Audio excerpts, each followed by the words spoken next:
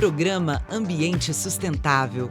Oferecimento Vitória Ambiental. Proteger o meio ambiente é o nosso compromisso. Américas Chocolates Bean to Bar. O chocolate sem culpa. E Gourmet Shop, para os apaixonados por cozinha.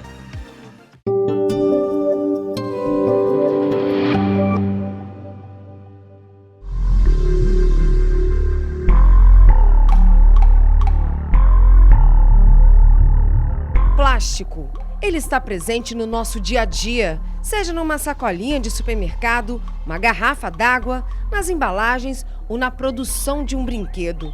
Segundo dados do Banco Mundial, o Brasil é o quarto maior produtor de lixo plástico do mundo, com 11,3 milhões de toneladas por ano.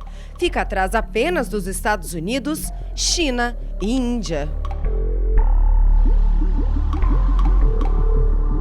E segundo o Fórum Econômico Mundial de 2016, se essa situação não mudar, em 2050 a gente vai ter mais plásticos do que peixe nos mares. E essa questão chamou a atenção de uma capixaba para essa situação preocupante. É a doutora Andréia Fricks, que escreveu o livro Epidemia do Plástico. Tudo bem, Andréia? Tudo bem, prazer receber vocês. Vem cá, conta pra gente. O plástico está presente em tudo mesmo? O plástico está presente na nossa vida, no dia a dia, né? Desde a década de 60 para cá, a gente começou com essa questão da praticidade em vários países no mundo. E o plástico foi entrando sem perceber, ele tomou conta. Ele está presente na nossa vida praticamente em todos os momentos, em lugares até que a gente nem imagina que a gente esteja ali lidando com plástico.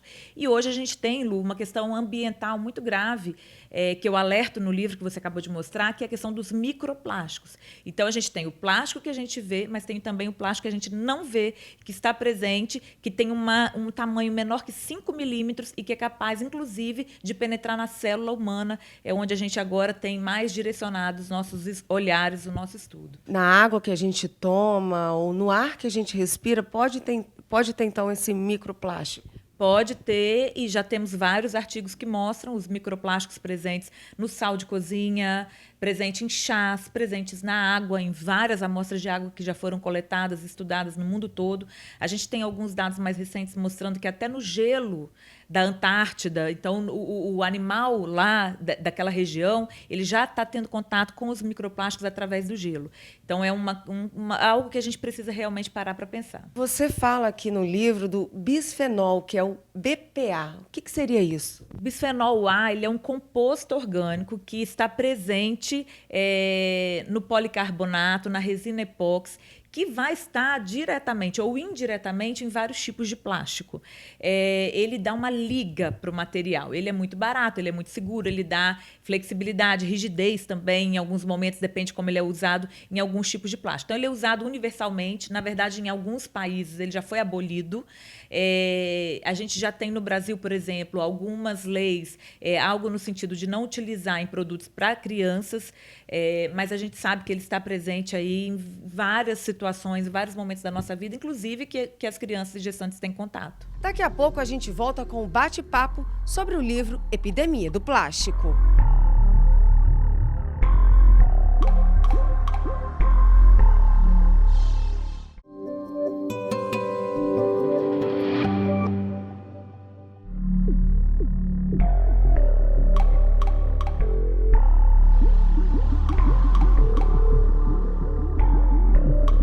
Pois é, André, e quais são as consequências dessa contaminação aí? Pode causar algum tipo de doença?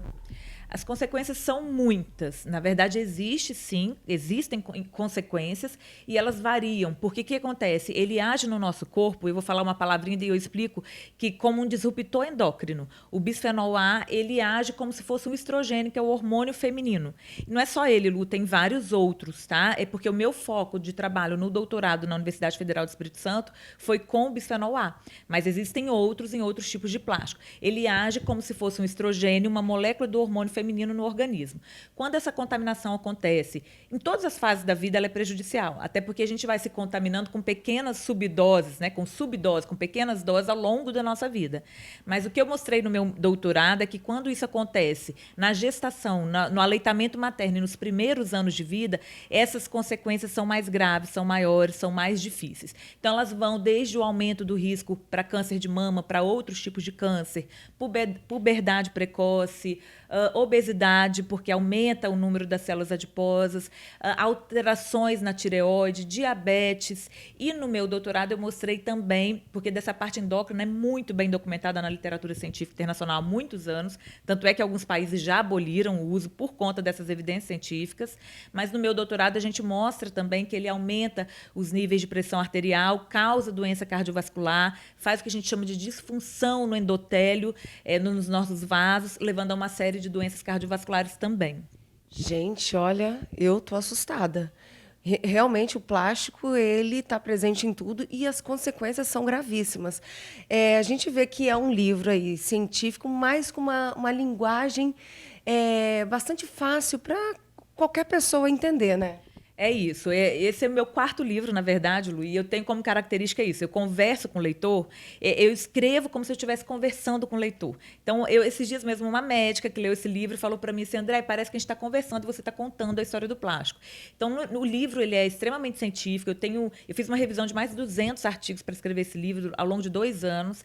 E o tempo todo eu estou colocando os artigos, mas eu estou falando de uma linguagem simples, até porque a gente quer conscientizar a pessoa, e a minha intenção era essa, eu não queria só publicar um ótimo artigo, como a gente publicou em uma revista internacional, pela universidade, escrever uma tese. Eu queria transformar o que eu estava estudando em algo que a população pudesse acessar e compreender. Então, foi assim que eu fiz o livro. Informativo e esclarecedor. Isso. E também colocando atitudes. Coisas que a gente pode fazer. O que eu acho que é a grande história do plástico no mundo hoje e que esse livro chama muita atenção para isso, é que a gente está fazendo algo com o planeta. Ao longo de anos, a gente vem destruindo e atacando friamente o nosso planeta. Só que isso está se voltando para nós, para a saúde dos nossos filhos, para a saúde das próximas gerações. Eu chego e me arrepio quando eu falo nisso, porque é fato. As próximas gerações vão pagar um preço muito mais alto do que nós já estamos pagando, seja através do que está acontecendo no ambiente, seja através da saúde que nós estamos produzindo por conta do que fazemos com o ambiente. E o que a gente pode fazer para tentar mudar essa situação? Eu acho que primeiro é se conscientizar, porque o conhecimento ele liberta. Então, a gente lê, a gente buscar boas fontes hoje na internet, artigos, o próprio livro, enfim. A gente ensinar as pessoas sobre isso, não só essa geração que vem agora, as crianças, na escola, em todos os lugares. Acho que o primeiro passo é isso, é a gente se informar e partir para a ação. Então, a ação é a gente mudar, rodar a chavinha na cabeça de que a gente precisa, em muitas situações, abrir mão do plástico. Tem muitas situações que a gente não precisaria usar o plástico e a gente usa sem parar para pensar. Então, é aquela história do canudinho, que até pouco tempo atrás as pessoas usavam canudinho sem parar para pensar. E aí começaram campanhas alertando para o uso do canudo e do plástico de uso único, como o cotonete, por exemplo, que a gente usa uma vez e joga na natureza. E aí as pessoas começaram a abrir mão do canudinho. Agora já está vindo uma campanha pelo biodegradável, pelo óxido biodegradável. E eu me preocupo muito com esse tipo de campanha, porque será que a gente não está trocando um problema por outro? Então, a gente não pensa que o biodegradável ele vai sumir no ar. Existe um resíduo. O que vai acontecer? O que está acontecendo ali? Então, eu acho que a gente tem que mudar a forma de agir e pensar, eu preciso desse plástico ou não? Eu posso usar uma sacola reutilizável? Posso usar uma caixa? Eu posso mudar o meu hábito de vida? A gente tem que mudar o hábito de vida. Pois pegando esse gancho aí da mudança do hábito de vida, deixa eu ver se eu entendi o que você está falando. Na verdade, não é substituir, por exemplo, no caso do canudo. A gente não usar o canudo, né? Exatamente, exceto aquelas pessoas que têm algum problema neurológico, que precisam de um canudo para fazer uma fonoaudiologia, uma terapia, algo assim, e aí elas podem usar um material específico. Nós não precisamos. Não muda nada para a gente tomar um copo de suco diretamente no copo ou no canudo. Então, a gente tem que mudar a nossa consciência. E naqueles momentos que o plástico realmente for necessário, aí sim a gente utilizar um plástico que vai ter uma destinação mais adequada, uma vida mais curta. Então, a chave é pensar no que realmente a gente precisa e só usar se de fato a gente precisar, reutilizar e reciclar.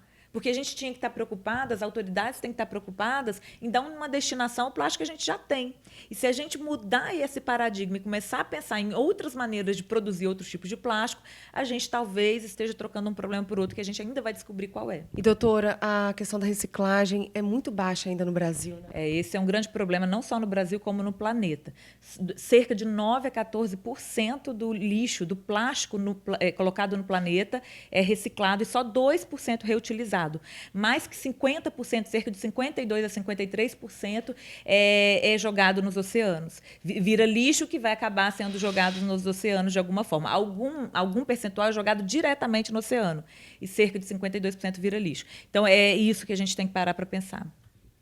Os números são assustadores mesmo. Gente, o livro ele é muito rico de informação. Aqui a gente tem assunto que não acaba mais, é interessante, é polêmico e alguma coisa tem que ser feita o mais rápido possível, com certeza, por nós mesmos e também pelas autoridades. Doutora, como que a gente faz para encontrar o seu livro? No meu site, andreafrix.com, as pessoas acessam, conseguem comprar e a gente envia para todo o Brasil, para todos os lugares, com o maior prazer. Tá certo, doutora. Olha, muito obrigada por esse bate-papo. Tá aí, gente, olha, Epidemia do Plástico, um livro escrito por uma capixaba, um assunto extremamente importante que tem, sim, que ter muita atenção nossa e também das autoridades. É isso, TV Ambiental, a TV que te reconecta.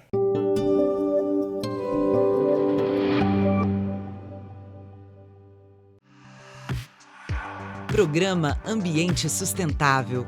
Oferecimento Vitória Ambiental. Proteger o meio ambiente é o nosso compromisso. Américas Chocolates Bean to Bar. O chocolate sem culpa. E Gourmet Shop, para os apaixonados por cozinha.